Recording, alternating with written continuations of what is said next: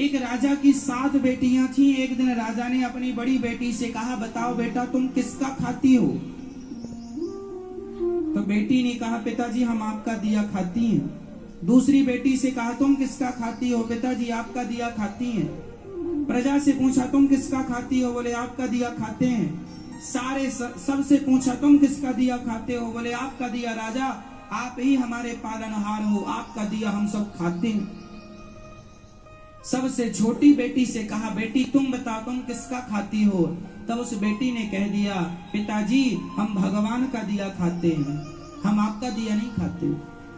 राजा को बड़ा बुरा लगा, उसे लगा हमारी इंसल्ट कर दी इसने, हमारा दिया खाती और नाम ले रही है भगवान का। राजा ने कहा, कोई भगवान नहीं होता, अरे मैं तुम्हें खाने ना दूं तो तुम मर जाओगी। बेटी ने कहा, पिताजी तो आप करके देख लो।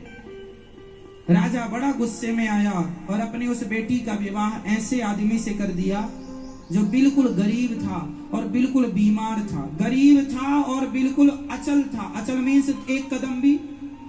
एक लकड़हारा था, जंगल में लकड़ी काटने गया, अचानक उसकी तबीयत बिगड़ गई और वहीं पर वो पड़ा रहा, वहीं मलमूत्र में घिसटता रहा।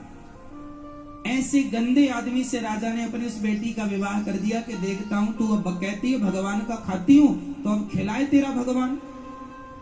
6 बेटियों का विवाह उसने अच्छे राजाओं के घर किया, राजकुमारों के साथ खानदान में किया, और एक बेटी का विवाह लकड़हारे से कर दिया, वो भी जो बीमार था, जो मलमूत्र भी वहीं कर रहा था, पूरा गंदगी थी, मक्खियां भिन्न भिन्न कर रही थी। उस लड़की को लगा कोई बात नहीं, विधाता की ऐसी ही मर्जी है। वो लड़की जो थी अपने उस पति के संग रहने लगी। उसे पास में नदी थी तो ले गई, नहलाया धुलाया साफ किया, और जो उसके भाग्य में था मिला। उसका पति चल नहीं पाता था, अब वो क्या करे, पति को भोजन कैसे कराए? तो जंगल की लकड़ियां बीनती और ले जाके शहर में बेचती, जो पैसा आता उससे कुछ दवाइयां लाती, कुछ रोटियां लाती, खाती, पति को खिलाती, दवाई खिलाती। और वहां पर एक नाग नागिन, जंगल था ना तो जंगल में तो जीव जंतु ही रहेंगे, एक नाग नागिन का जोड़ा था। तो वो जब दूध लाया करती अपने पति को देती, और जो बच जाता तो दोने में वो वहां नाग नागिन को रख दिया करती थी। तो नाग नागिन दूध पीते और बड़े प्रेम से वो खुश रहते। अब वो धीरे धीरे उसका पति ठीक होने लग गया, बीमारी से उसको राहत मिलने लग गई, ठीक होने लगा।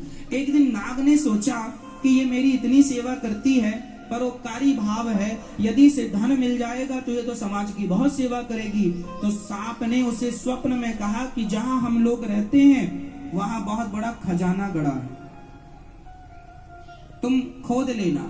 वो लड़की ने खोदना शुरू किया, उसे सच्ची का खजाना मिल गया, जिसमें बहुत सारा सोने चांदी से भरा हुआ खजाना था। वो तो लखपति हो गई। उसने एक बड़ा सा महल बनवाया, नगर बसाया, ओ बढ़िया ठाट बाट बनाया, और दोनों राजा रानी हो गए। उसका पति बिल्कुल स्वस्थ हो गया और बढ़िया राज सिंहासन पर बैठने लगे, और बड़े प्रेम से हाथी घोड़ा इकट्ठा किया और सेना इकट्ठी की, राजा हो गया। वो रानी हो गई, पर उसने परोपकार नहीं छोड़ा। रोज अन्न क्षेत्र चलाती, जो आए सबको भरपेट भोजन मिलेगा, उसके पास जरूरत से ज्यादा धन हो गया। एक दिन वो सबको भोजन बांट रही थी तो उसने देखा कि लाइन में सबसे पीछे उसका बाप लगा हुआ और उसकी बहनें लाइन में लगी हैं भोजन के। उसने पहचान लिया, ये तो मेरा पिता है। उसने कहा, पिताजी आप? वो सन्न रह गया, कौन हो आप? मैं आपकी बेटी छोटी, लकड़हारे से विवाह किया था, कुछ याद आया? हाँ हाँ, पर तेरा ये ठाट बाट कैसे? पिताजी पहले ये बताओ कि आपकी ये दुर्गति कैसे हो गई? बेटी सच्ची कहा था तूने, हम बड़े अहंकार में थे कि मैं राजा हूं, लेकिन मेरी राजगद्दी छीनते देर नहीं लगी, सब नाश हो गया। सारी बेटियां जिन्होंने ये कहा था कि पिता के भाग्य का खाती हैं, आज पिता कुछ नहीं खिला पा रहा है इन्हें, आज तू खिला रही है। तब उस बेटी ने कहा, पिताजी मैंने कहा था ना कि सब अपने अपने भाग्य का और सब भगवान की कृपा का ही खाते हैं, सबको खिलाने वाला भगवान है।